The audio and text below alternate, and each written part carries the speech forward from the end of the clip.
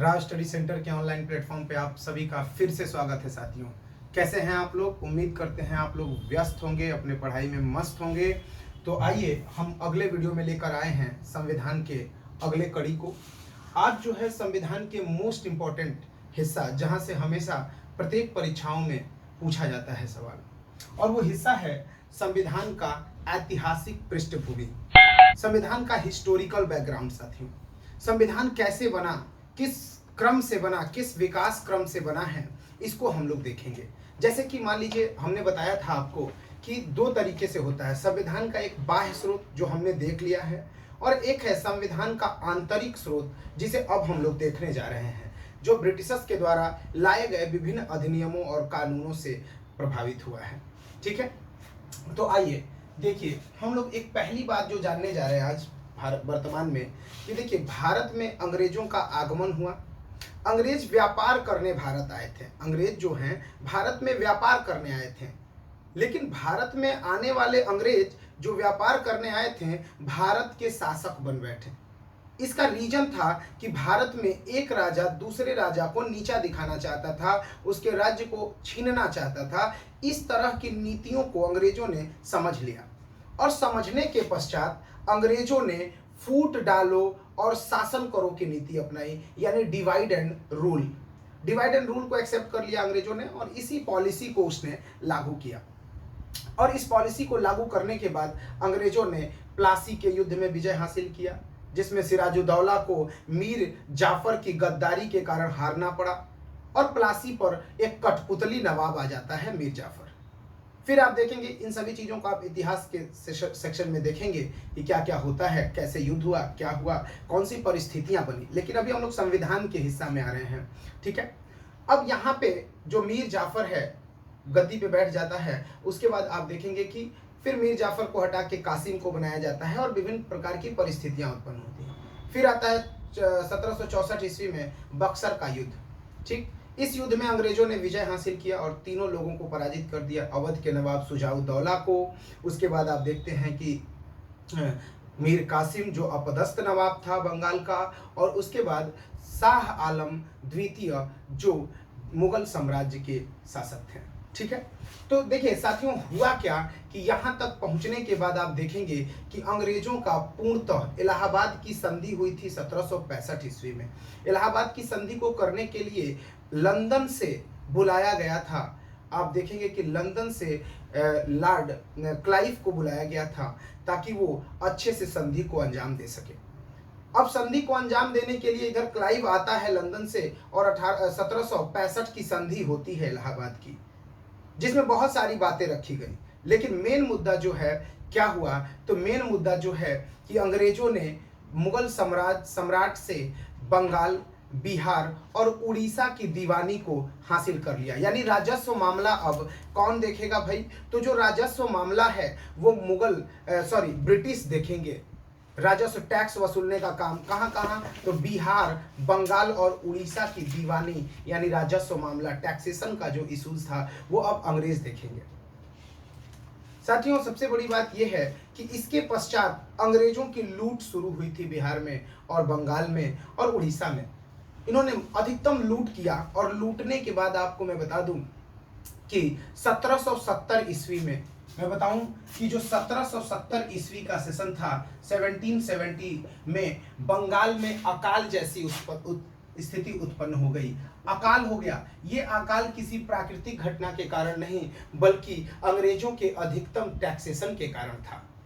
साथियों, आप देखेंगे कि इस स्थिति को, अच्छा, इन सभी चीजों का जो कंपनी यहाँ कर रही थी, इसके बारे में कुछ सूचना ब्रिटिश सरकार यानी ब्रिटिश संसद को भी जा रहा था।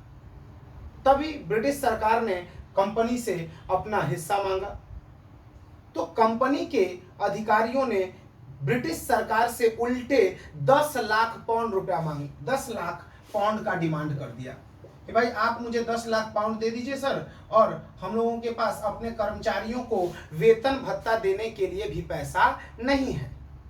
और इस स्थिति के जांच के लिए ब्रिटिश सरकार ने 2 समितियों की गठन की थी बाबू, और एक याद रखना, गुप्त समिति, और दूसरा है बरगोचन समिति।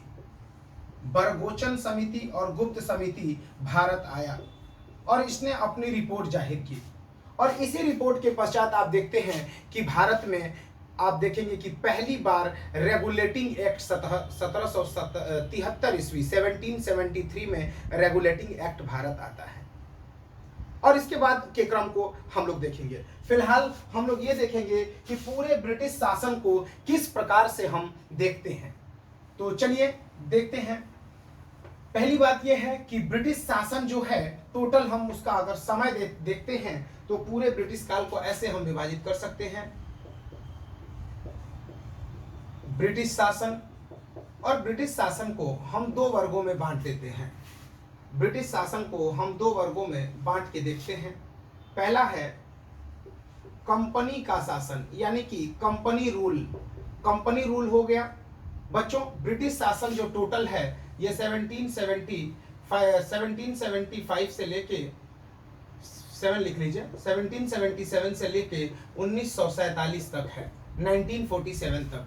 ये पूरा कालखंड कहा जाता है कि ब्रिटिश शासन का है। अब कंपनी के शासन को देखते हैं हम लोग। तो कंपनी के शासन का जो ड्यूरेशन होता है वो है 1757 ईस्वी से लेकर 1857 ईस्वी तक, यानी कि 1757 से 1857 तक कंपनी का शासन भारत में रहा है। इसके बाद आप देखेंगे इधर दूसरे तरफ, तो दूसरे तरफ हम देखते हैं कि दूसरी तरफ क्राउन के शासन को देखते हैं। क्राउन का शासन हम देखते हैं, यानी कि ब्रिटिश ताज का शासन, इसे हम लोग ताज का शासन भी कहते हैं। तो ताज के शासन का जो कार्य है, जो समय है, वो है 1858 से लेकर आपको 1947 तक। 1858 से 1947 तक क्राउन का शासन था।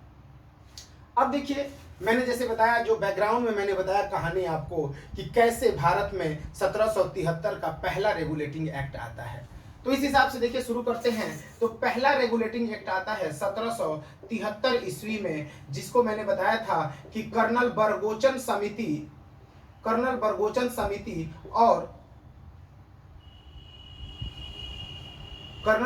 समिति और गुप्त समिति के सिफारिश पर ये आया है। ठीक है, आप देखे हैं भाई, आप देखते हैं कि इन दोनों समितियों ने सिफारिश किया था। तो देखिए, पहला जो एक्ट आता है सबसे पहला वो है 1773 का रेगुलेटिंग एक्ट। इसके बाद ब्रिटिश संसद के द्वारा कहा गया कि 20-20 सालों पर चार्टर एक्ट भेजा जाएगा। 20-20 सालों पर, प्रत्येक 20 साल पर चार्टर एक्ट भेजा जाएगा जो भारत में कंपनी के शासन की समीक्षा करेगी। ठीक है, कंपनी के शासन की समीक्षा के लिए। तो देखिए, इसके बाद हम लोग थोड़ा सा इसमें जगह देखेंगे क्योंकि बीच में कुछ लिखना होगा हमें। तो देखिए, इसके बाद हम देखते हैं कि भाई 1793 का चार्टर एक्ट, क्योंकि 20 साल बाद आता है 1793 का चार्टर एक्ट। ठीक है, इसके बाद आप देखते हैं कि अगला चार्टर एक्ट आता है 1813 का चार्टर एक्ट। फिर देखेंगे आप कि 1813 के बाद 1833 का चार्टर एक्ट। फिर आप देखेंगे कि 1853 का चार्टर एक्ट। ठीक है, इतने चार्टर एक्ट भारत आते हैं। इसके पश्चात चार्टर एक्ट का सिलसिला बच्चों बंद हो जाता है, क्योंकि 1857 में भारत में एक सैन्य क्रांति होती है जिसे 1857 की क्रांति के नाम से हम सभी जानते हैं। 1857 की क्रांति के पश्चात ब्रिटिश सरकार ने कंपनी के हाथों से उसके अधिकार को छीनकर भारत के शासन पर अपना अधिकार जमा लिया, और फिर यही 1858 से क्राउन का शासन शुरू हो जाता है। ठीक है, तो साथियों देखते हैं हम लोग कि बीच का गैपिंग क्यों है। तो देखिए, एक्चुअली जब 1773 का रेगुलेटिंग एक्ट भारत आता है तो उसमें पहली बात तो बताई गई कि भाई ये जो रेगुलेटिंग एक्ट है ये कंपनी पर ब्रिटिश सरकार का पहला नियंत्रण था। दूसरी बात कि भाई इस कंपनी के जो ये 1773 का रेगुलेटिंग एक्ट था, इसने कलकत्ता के फोर्ट विलियम में, कलकत्ता यानी जिसे फोर्ट विलियम कहा जाता था, वहां पर उच्चतम न्यायालय की स्थापना कराई गई 1774 ईस्वी में। इस अधिनियम के थ्रू 1774 ईस्वी में सुप्रीम कोर्ट यानी उच्चतम न्यायालय की स्थापना कराई गई। उच्चतम न्यायालय की स्थापना कराई गई बच्चों। उच्चतम न्यायालय की स्थापना कब कराई गई है? तो 1774 में उच्चतम न्यायालय की स्थापना कराई गई। अब दिक्कत क्या आने लगा बच्चों, तो उच्चतम न्यायालय की जब स्थापना कराई गई तो इसके मुख्य न्यायाधीश थे सर एलिजा इम्पे, और सर एलिजा इम्पे इधर मुख्य न्यायाधीश थे। और दूसरी बात, इसी एक्ट में कहा गया कि जो बंगाल का गवर्नर है उसे बंगाल का गवर्नर जनरल बना दिया जाएगा, और बंगाल का गवर्नर जनरल उसे बनाकर बंबई और मद्रास के गवर्नर को उसके अधीन कर दिया गया। ठीक है, अब देखिए अधीन करने के पश्चात आप देखते हैं कि बंगाल का जो गवर्नर जनरल बना, ऐसा गवर्नर जनरल पहला वॉरेन हेस्टिंग्स था, और वॉरेन हेस्टिंग्स और एलिजा इम्पे के कार्यों में दोहराव होने लगा, क्योंकि गवर्नर ही पहले न्याय का कार्य भी देखता था।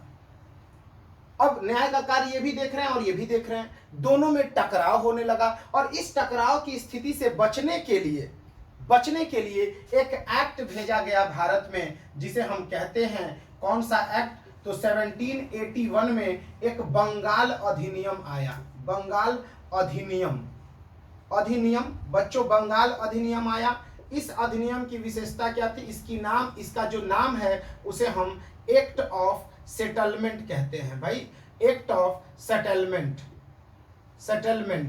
ठीक है, एक्ट ऑफ सेटलमेंट कहते हैं। एक्ट ऑफ सेटलमेंट क्यों कहते हैं, क्योंकि ये दोनों के कार्यों को सेटल करने के लिए आया था, एक तो गवर्नर जनरल के कार्यों को और दूसरा उच्चतम न्यायालय के मुख्य न्यायाधीश के कार्यों को, इसलिए इसे एक्ट ऑफ सेटलमेंट कहते हैं। 1781 में आता है।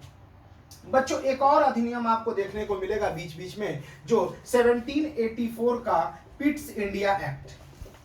पिट्स इंडिया एक्ट ये क्या है बच्चों, पिट्स इंडिया एक्ट क्या है, तो इसके बारे में तो विशेष जानकारी हम लोग देखेंगे एक एक एक्ट करके, लेकिन फिलहाल मैं बता दूं कि 1784 में उस समय ब्रिटेन के प्रधानमंत्री पिट्स द यंगर थे। पिट्स द यंगर प्रधानमंत्री थे, और उन्होंने भारत में एक एक्ट भेजा जिसे पिट्स इंडिया एक्ट के नाम से जाना जाता है। ठीक है, पहले कंपनी का संचालन और निदेशन एक ही संस्था करती थी, वो थी कोर्ट ऑफ डायरेक्टर्स। लेकिन इस एक्ट ने दोहरा शासन शुरू किया, द्वैध शासन शुरू किया बच्चों, और आप देखेंगे कि इसने इस एक्ट के थ्रू दो संस्थाएं हो गई, एक कोर्ट ऑफ डायरेक्टर्स और दूसरा बोर्ड ऑफ कंट्रोल, यानी एक नियंत्रण परिषद और एक निदेशक मंडल, और इन दोनों को अलग अलग कार्य सौंप दिए गए।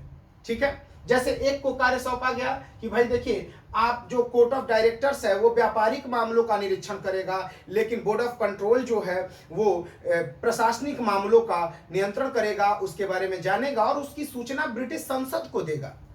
इतनी बड़ी जिम्मेवारी के साथ ये बातें करी गई। अब साथियों देखते हैं आगे, एक एक एक्ट हम लोग एक्सप्लेन करेंगे अगले वीडियो में, ठीक है, लेकिन अभी हम लोग क्राउन के शासन को देख लेते हैं कि इसमें कितने अधिनियम आए थे। ठीक है, चलिए देखिए इसमें क्या है कि 1857 की क्रांति होती है, और क्राउन का शासन, कंपनी का शासन खत्म हो जाता है भारत में, और दोबारा क्राउन का शासन, यानी कंपनी का शासन खत्म हो गया और उसके स्थान पर क्राउन का शासन शुरू हो जाता है। और क्राउन का शासन 1858 से लेकर 1947 तक रहता है। इसमें जो पहला अधिनियम आता है बच्चों वो है 1858 का भारत शासन अधिनियम। ये पहला है अधिनियम है, 1858 में आया था भारत शासन अधिनियम। क्या विशेषता थी, तो विशेषताओं को हम लोग अलग से देखेंगे। इसके बाद आता है 1861 का भारत परिषद अधिनियम। 1861 का भारत परिषद अधिनियम आता है बच्चों। इसके पश्चात आप देखेंगे 1892 का अधिनियम। 1892 का अधिनियम आप देखते हैं। उसके बाद आप देखेंगे बच्चों 1909 का अधिनियम। 1909 का अधिनियम, इसे मार्ले मिंटो, इसे क्या कहते हैं, मार्ले मिंटो सुधार भी कहते हैं बच्चों, मार्ले मिंटो सुधार। ठीक है, इसके बारे में हम लोग एक्सप्लेन करेंगे आगे, मार्ले मिंटो सुधार के नाम से जानते हैं। अगला जो आता है वो है 1919 का अधिनियम। 1919 का अधिनियम, 1919 का जो अधिनियम है बच्चों, इसको हम लोग मॉन्टेग्यू मॉन्टेग्यू चेम्सफोर्ड सुधार के नाम से जानते हैं।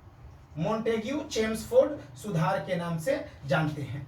इसके बाद जो आता है बच्चों वो है 1935 का भारत शासन अधिनियम।